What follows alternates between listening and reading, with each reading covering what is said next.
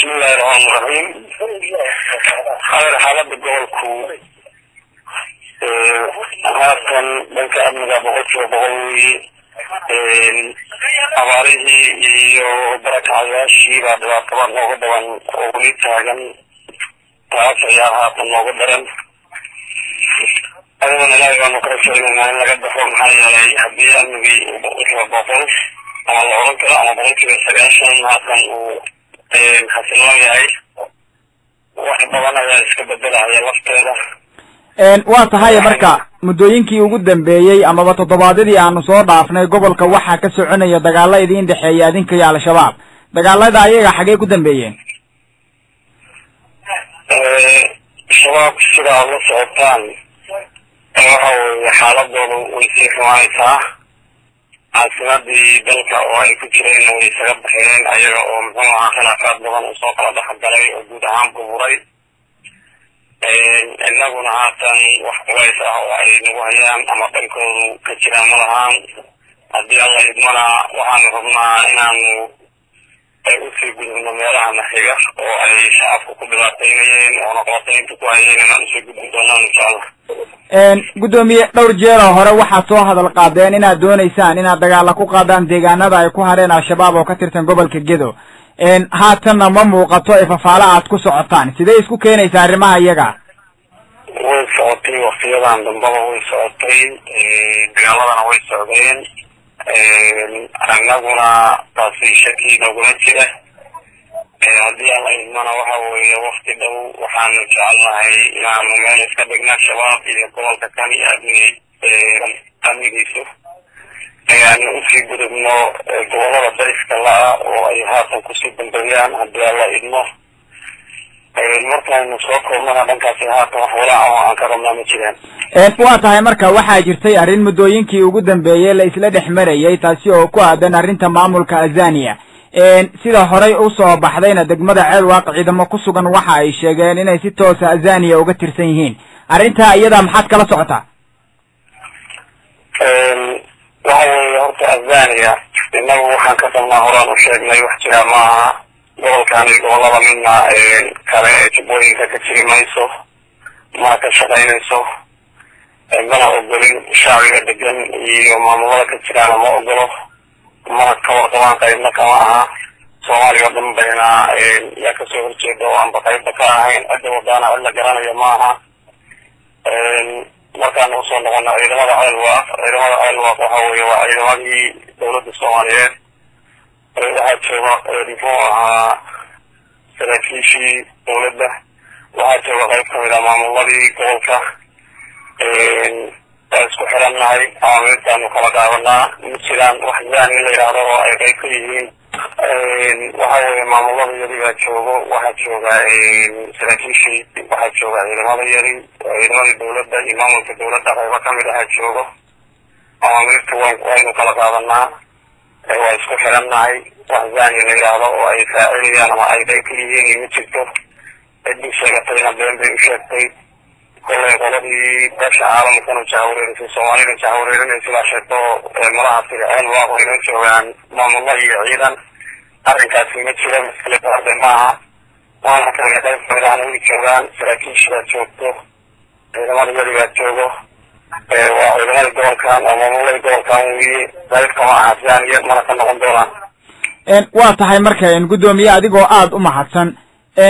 halkan waxgarad iyo weliba sidoo kale dad aad u fara badan oo ka soo jeeda gobolka Gedo kulamo ay ku qabteen waxa ay sheegeen inay kaga soo horjeedaan maamulka Azania laf ahaantiinu oo ah ciidankii dawladda kana soo jeeda gobolada Jubbooyinka waxa aad qiraysaan inaad Azania ka soo horjeedaan maxay tahay sababaha aad ku eedeynaysan inaad kaga soo horjeedaan sababtaas horaan oo cadeynay goboladan markii laga saaro shabaab dadka degan ayagaa u tashanaya ayagaana muxuu ahaa maamul u samaysanaya shirweynaanu qaban doonaa shirweynahaasa la isugu imaan doonaa wax outside ah oo banaanka ka ah gobolada iyo dadka degan iyo shacabka degan siyaasiyana banaanka ugu ah qayb kastaana banaanka ugu ah oo aanba qayb ka ahayn gobolada siyaasadeeda iyo shacbigeeda midna aana qayb ka ahayn way Azania dadka sheeganaya marka taas saasaana horey ugu cadaynay haatana sidaasaanu wadnaa waa tahay aad baad u mahadsan tahay markaan eegno dhinaca shabaab amaba aan dib ugu laabano sidaan ka warqabno maanta waxa ay kasoo baxeen magaalada muqdisho iyo weliba sidoo kale deegaanada ku dhow dhow sideed u aragtaan marka inay kusoo fool leeyihiin gobolada dareen intee leeg baad ka qabtaan wax dareen ah oo haba yaraatay aan ka qabnaa ma jirta hadday mar caasimadii looga itaal roonaaday goboladana waa looga itaal roonaanayaa waana dhamaystiri doonaa insha allahu haddii alla dhinaca abaaraha marka gobolka abaaro fara badan baad ka jira sidaa haatan aad kala socotaan laf ahaantiinu maxaa dadka u qabateen maxaad tamaagan tihiin waxaanu dadka u qabanay waxa weeye horaan u sheegnay qaybta amniga waa la tacaalay oo in badan baan wax ka qabanay wixii kale waan qaban karnaa isuururintooda iyo usamaynta kaambiyada iyo fayladaantana waanu dirnay dawladda kuwaalgaarkana waxaynu rajaynaynaa in muxuu ahaa ay soo faragelin doonto ama istaacadeyn muxuu ahaa gacan u fidan doontaanu rajaynaynaa sida aynu ku wada hadalnay hay-adaha samafalkana waxaanu baaq labaad ku celinaynaa in ay shuruud la-aan la soo gaaraan dadkaa tabaalaysan maxaa yeelay amniga hawada iyo dhulka labaduba waa si toos ah ayaa wax looga soo gaarsiin doonaa dadka goboladan jooga ayaa looga soo gaarsiin karaa oo dhanka amniga khatar kala jirta waxaynu ugu baaqaynaa hay-adaha samafalka ah inay si toosa usoo gaarsiiyaan barakacayaashaas iyo dadkaa tabaalaysan oo diiftii iyo dhibaatadii ay u geysteen shabaab ay ka muuqato gobolka intiisa badan haatan inkastood gacanta ku haysaan haddana waxaa jira deegaano aad u fara badan oo ay weli shabaab gacanta ku hayaan kuwa iyagaa marka dadka barakacayaashia ku sugan sideed is leedahay waxbaa loo gaarsiin karaa taasi mas-uuliyadeeda waxa weeye innaga ballan qaadayno insha allahu ilaahayna uu nagu garabgeli waxay qayb ka yihiin meesha aanu joogna iyo kuwa kalen gacanta ku hayn ay qayb ka yihiin meel caawa la oran karaa waa awsayd oo shabaab bay go-daan u fahmi jirta waa tahay marka sidaanu ka warqabno degmada baar dheere iyo weliba sidoo kale deegaano aada ugu dhow dhow waxaa ku sugan dad aad u tabaalaysan oo iyaguna barakacyaala kuwa iyagaa marka qaab sidee aad doonaysaan inaad wax ku gaarsiisaan si degdeg ayaanu amniga gacanta ugu soo celin doonaa haddii alla idmo waana tagaynaa degmada baar dheere bal qaabka aad rabtaan inaad ula dhaqantaan dhinaca hay-adaha gobolka iyo weliba sidoo kale sida ay kusoo gelayaan iyo sida ay ku shaqaynayaan cidda aad u xil saarateen bal arrimaha iyagaa faahfaahin iga sii hay-aduhu waxaanu nidaamka inay soo maraan ayaga oo muxuu ahaa loo fududaynayo waxaa qabar iyo shuruuday wax ku dushin oo lagu xidhayaa aysan jirin waxaa jira xafiis aynu horay u sheegnay oo aynu muxuu ahaa aanu u magacawnay wakiilo nairobi ah in kuwa injoobiska iyo kuwa internationalka waxay ka quseeya ay halkaasi soo maraan si toos ahna ay ugu soo gudbaan gobolka dadka tabaalaysanna ay muxuu ahaa soo gaarsiiyaan sahayda iyo gaarsiinta arrinkaasi horaanu shaaca ugu qaadnay wax ku dishina iyo wax shuruudaha kuma xirno waxaynu rabnaa in muxuu ahaa si habsami ah iyo dadka wax ugu qabtaan amnigoodana aynu u sugno intaa weeye marka aynu dib ugu laabano dadka hay-adaha waa tahay laakiin dadka intiisa badan waxa ay isweydiinayaan oo ay leeyihiin dhinaca hay-adaha iyo xafiisyada aad magacawdeen waxa ay u baahan yihiin saxiixyo kala duwan arrimaha iyagaa marka sidee isku maaraynayaan saxiixyo kala duwan ma ahan waa hal saxiix waa hal maamul ma ahan maamulo kala gedisaray ma jiraan waa hal maamul wey waana maamul ah oo jiro oo in ay la xiriiraan si loola socdo amnigooda iyo dhaqdhaqaaqooda iyo waxa ay u qabanayaan dalka iyo waxa muxuu ahaa gudaha iyo muxuu ahaa dibadda kuwa ka imaanayaba isku xiraa weye marka ma aha saxiixyo kala duwan iyo wax muxuu ahaa dhibaato kale ah ma jirto sidaan ogna guddoomiyihii hore ka horreeyey xuseen fari baa dadka intiisa badan aaminsan yihiin inuu guddoomiye yahay saxiixyadiisana la hayaa tan hadda aad saxiixaysaan iyo midda iyada sidee isku keenayaan taasi waxa weeye waa been abuur weye ma jiro saxiix kale ma jiro maamulka gobolka mid weye innagaaba hadlayna oo taagan gudahii gobolka iyo amnigii iyo maamulkana gacanta ku hayno saxiixaasa sharci ah marka nin zaniya ka mid ah oo maamul been abuur ah oo bug ah banaanka la jooga ah saxiixiisu shaqayn maayo ciddiisa inay ka qaadatana dee waxa weeye iyadaa waxay ku talagashay in marin haba way samayso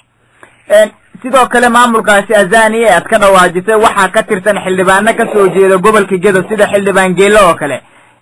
miyaynan isku xirnayn gaar ahaan dadkiina ka soo jeeda gobolada jubbooyinka iyo weliba sidoo kale gobolka gedo maya xildhibaano gobolka kani ka soo jeeda qayb kama aha sidaan ognahay azania waxaynu leenahay taas horaan u sheegnay xildhibaanada gobolka kamid maaha waxa weeye waa marin habaawiya been abuur ninkii sheegtaa wakiil noogama aha mana isku xirnaan doona waxaana qayb ka yahay azania guddoomiye dadku qaarkood kulamo la qaadanayay muddooyinkii ugu dambeeyey sida aanu la soconno beesha sida waxaad moodaa inay isaga soo horjeedeen oo laf ahaantoodu aysan isku xirnayn arrintaa iyadaa maxaa sabab u ah dhammaan guda iyo dibad beesha sida way isaga xiran tahay arrinkan iyo beelaha kale soomaaliyeed oo ay deegaanka la xintaba waa tahay marka xubnaha ka tirsan maamulka azania ee ka soo jeeda gobolada jubbooyinka iyo weliba sidoo kale gedo xaggay ka tirsan yihiin baad leedahay anagu ma ogin kuwa maamulka muxuaha gobolada jubbooyinka iyo geda ka soo jeeda oo dadka jubbooyinka iyo geda degan matala oo halkaasi naga jiraan ma jiraan waa tahay guud ahaan maadaama dalku abaara ka jiraan colaado fara badan iyo waxyaabahaas oo dhan ay jiraan qorshaha idiin degan iyo baaqaa dadka u jeedinaysaan waxaynu u jeedinaynaa dhammaan cid kaste oo gobolka kani iyo dhibaatada ka jirta ama goboladan danaynayso in ay meel iska dhigto azania iyo wixii lamid ah baynu usoo jeedinaynaa waxaynu usoo jeedinaynaa in muxuu ahaa nidaamka jira oo muxuu ahaa qayb amniya oo qayb maamul ay u hoggaansamaan waxaynu usoo jeedinaynaa cid kaste oo gargaar bini aadan samaynayso oo dadkaani tawaalaysan usoo gudbinaysaa inay taakulayaan oo ay gacan muxuu ahaa nabadgelyo siiyaan shacbigana waxaynu ugu baaqaynaa dhibtii inta badnayd horey usoo gudbeen haatan nabadgelyo muxuu ahaa si aanu rajaynaynaa arrinku kusoo dabaalin doonaa in ay ku samraan wixii dhacay oo muxuu ahaa guud ahaan soomaaliya oo dhan ka dhacay ama goboladan koonfureed oo qaybtan muxuu ahaa jubbooyinka waxaynu leenahay in ay ku samraan dhibaatadii soo gaartay inay ka bixi doonaan waanu rajaynaynaa taas aan ugu baaqayna shacbiga soomaaliyeed ee degan jubbooyinka iyo gobolada waa tahay marka guddoomiye maalmihii ugu dambeeyey waxaa la soo daayay xildhibaan barre hiiraale wararku qaarna waxa ay sheegayaan inaad qabanqaabo ugu jirtaan sidii aad u magacaabi lahaydeen amaba aad ugu dhawaaqi lahaydeen maamul goboleed arrimaha iyaga maxaa ka jira maamul goboleed waa lagu dhawaaqi doonaa laakiin waftigiisa waxa weeye in la sifeeyo gobolada jubbooyinka ama gobolada koonfureed ama guud ahaan soomaaliya oo dhan markaas ayaa waxaa la qaban doonaa shirweynahaasay muxuu ahaa ciddii muxuu ahaa degan deegaanadaasi isugu imaan doonaan ayagaana samaysan doona waxay u dhan yihiin waa tahay marka wax jeebka nagu jiraan oo gaar ahay ma jiraan haatan hawlgallada marka aad gobolka ka samaynaysaan barre hiiraale maadaama haatan uu ku sugan yahay degmada doolow ma idinkula jiraayo qayb ma idinkaga yahay mase adinkoo keliya sii socodsiinaya maya markii horena qayb buu ka ahaa haatanna qayb buu ka noqon doonaa waa xildhibaan muxuu ahaa xildhibaanada soomaaliyeed kamid ah waa xildhibaanada gobolka ay kasoo jeeda kamid ah wax gaar ah ma aha oo muxuu ahaa kama noocayaa ma jiraan marka qorshihiina idiin degan ma inaad gaartaan ilaa kismaayo mise waa inaad gobolka gedo geliya gacanta gelisaan ilaa kismaayo iyo meel kaste oo gobol soomaaliyeed ah oo ay muxuu ahaa shabaab ku dambeeyaan oo hawlgal laga fulinaya waa tegi doonaa insha allahu hadii alla arrintaa iyadaa marka miyaan loo arag inaad u socotaan oo keliya magaalada kismaayo eenan u soconin gobolada kale ee dalka gobolada kale ee dalka ayaan u soconnaa maxaa yeelay intaasoo gobol baaba ka sokeyso kismaayo waxaa ka sokeeyo bay waxaa ka sokeeya bakool waxaa ka sokeeya jubbada sida bu-aano oo kale waxaanu joognaa gade oona haatan sii wadnaa marka dadka carabaabahaya ee kismaayo maaha ujeedka sidaa maaha waa xoreyn guud oo dib xoreyn ee gobolada soomaaliya ama guud ahaan dalka soomaaliya un baan qayb ka nahano waa tahay marka dadku intiisa badan waxa isla dhex marayaan in adinkuna aad ku jahaysan tihiin magaalada kismaayo halka maamulka azania isaguna uu beegsanayo magaaladaasi kismaayo miyaanay ahayn marka ifafaalo cusub oo dagaal oo labadiina aad isku bacsanaysaan azania kismaayo iyo gado iyo gobolada kale intaba النبي الله كراها الزانية ميلا كأقول الله إنك توقشها بلك الصومالية ما جدا وهذه لك كيف كما هنقولي وهان نقول كوش شغلي النبي كسوانيا يقدر يقول لك الصومالية وانتما يسكك أي مدوي مركا هو واحد ظلمة وأن نقوها وانت أما تقول سفرينتا قول لي عالم قول الله تقعي عن كيف كاهن الزانية gudoomiye ma isku daydeen inaad wada hadal la furtaan maamulka Azaniya isla markaana aad xalisaan waxyaabaha idin dhaxeeya inna allaha wala iska daaya waxaan noo qabnaa in loo bandhigo shariicada islaamka magaceeda waxa ay magaranaysaa ay isku magacaabeen intaba waa tahay marka sababaha keenaya arrintaas iyada bal adoo soo gabagabeynayo